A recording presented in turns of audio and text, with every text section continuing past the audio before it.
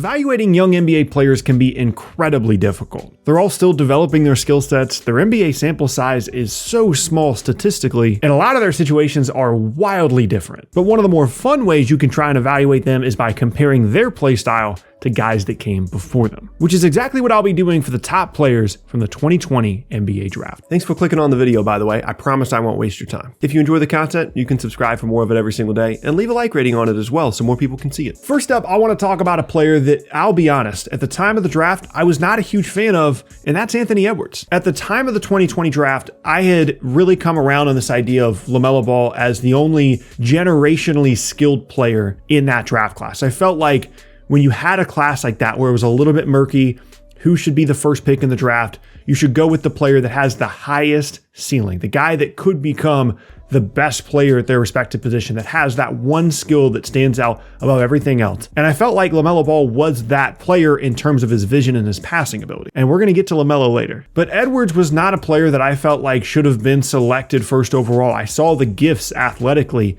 and physically, but I didn't know if he was going to be an efficient NBA scorer. I didn't know if he had the perimeter skill to really be a good NBA scorer and a good NBA player and playmaker, or if it was all just athleticism. And goodness gracious, have I been wrong. Anthony Edwards is not only one of the most exciting highlight players in the league, but he just continues to get better and better for a Minnesota team that continues to look interesting throughout the entirety of this season. For his comparison, I went with Donovan Mitchell. The mindset here is Anthony Edwards is never going to be a point guard. He's not a good enough playmaker, doesn't have good enough vision to be a true on-the-ball point guard that's setting everybody up and playmaking for his teammates. However, he can be a very good all-star level, potentially all-NBA level creator that does have the basketball in his hands a lot, and that guy is Donovan Mitchell. Initially, when I was looking at his comparison, I was thinking about Dwayne Wade, but that comparison is a little bit too lofty at this point. And interestingly, I've always thought Mitchell could be a really, really good defender if he didn't have as much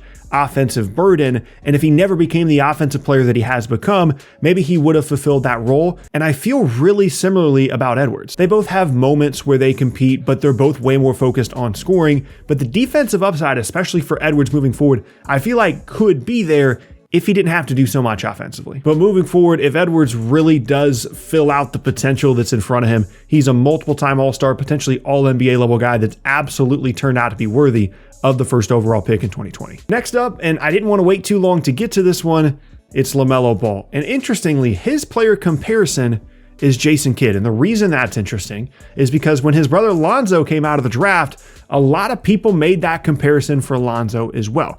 Lonzo gets a comparison to a player from this class later on, but at the time that he came out of the draft, there's a lot of Jason Kidd stuff there. But the reason I feel like this comparison makes sense for Ball is it's not just that he has the incredible vision and that he's a great passer, but it's that I feel like he's one of the few players that we have in the league right now that truly enjoys passing. There are players in the league that are good at it, that do it to get their assists, but I feel like LaMelo loves getting other players involved. He loves being the guy that gets everybody else in a rhythm and makes these flashy passes in transition. The one difference, the major difference between LaMelo and Jason Kidd is LaMelo, if he does become that kind of player, is going to be a more modern version of that, a guy that shoots a lot of pull-up threes, but runs everything, gets out in transition, and just makes everybody feel like they're in a rhythm. I feel like that's a responsibility that LaMelo really holds to himself, and he's only going to get better at that as he continues to mature. The sky is still the limit for him, and I feel like he's really capitalized on the potential that a lot of people, including myself, saw for him once he came into the league.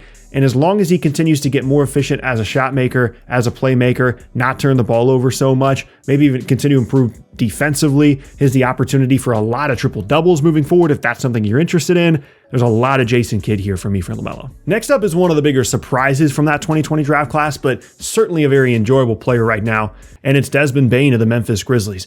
I had a relatively difficult time coming up with a player comparison for him because there haven't been a lot of players in recent NBA history that play the way that he does. He's a true two guard, a guy that will play both ends of the floor, is really strong, hits jumpers in the mid-range, hits threes, can create a little bit on the bounce. So where I landed was a stronger two-way Seth Curry. That's the ceiling for me for Desmond Bane. And that might sound a little bit low for some of you that are watching the Grizzlies every night and you're seeing how good this guy is.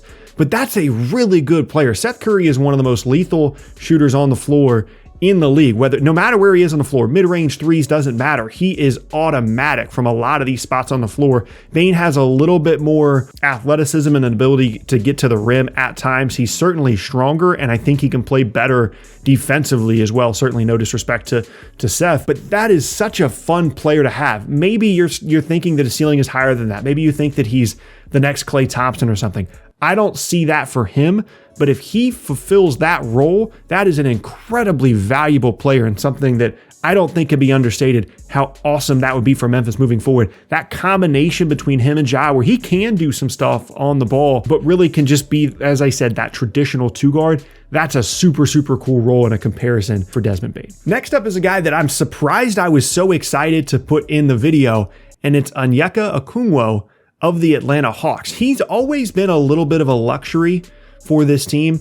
They drafted him highly at a time where they had already picked a lot of players in the top 10 and added them to their nucleus, and there was not really a clear pick at the time that they were going to be selecting in the 2020 draft, and they didn't really need anything necessarily, assuming that all their players continued to grow and develop, and that has come to fruition through the first year plus of Okongwu's career. But recently, he's gotten more opportunities, and I really like what I'm seeing from him. Initially, I thought maybe there's some DeAndre Jordan here, a guy that is an incredibly efficient finisher at the rim, really athletic as a lob finisher, but there's a little bit more fluidity, a little more bounciness to him. And so I ultimately landed with, ironically, his current teammate, Clint Capella. I think Okongwu can absolutely be that level of player. He's got incredible length. He's got incredible athleticism. He already shows really great defensive versatility, and he knows what he is. He's not going to start posting people up. He's not going to start shooting 18-footers. He's going to shoot over 70% from the floor for the entirety of the rest of his career. He's a decent free throw shooter, another differentiator between him and DeAndre Jordan.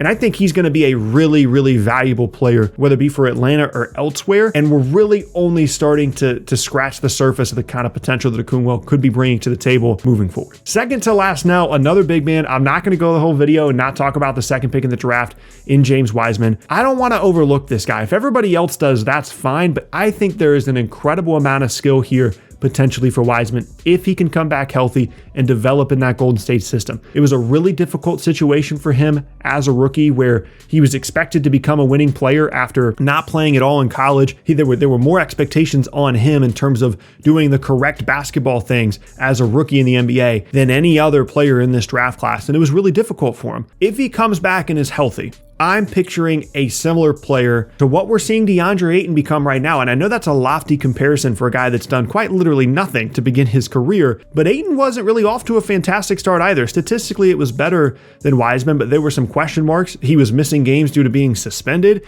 and he only really came on last year once he got to play with Chris Paul, and the infrastructure in Golden State is there. He can be the five man that they need. It's a gaping hole in this roster, or if he ends up somewhere else as part of a trade, which is certainly a possibility, I still think there's a ton of potential here for Wiseman. I believe in the Warriors draft record, their ability to recognize talent, and I don't think that they would have passed on someone like LaMelo if they weren't really, really high on James Wiseman. And hopefully he can come back healthy, stronger than ever, and really learn and kind of have that Ayton-like trajectory as well as from a skill set standpoint. And the last up on the list now, Tyrese Halliburton and the Sacramento Kings. Potentially the most controversial player in the entirety of the draft. There were people that thought he was a top 8 prospect, and there were other people that thought that he was just another late lottery guy. He has had a bit of an up and down career so far, but I think everybody loves this guy, and recently, statistically, he's been playing out of his mind. I went with our Lonzo Ball comparison here that I hinted at earlier because I started to look, thinking about his game, looking at his stats, and I'm thinking, this guy's an incredible three-point shooter.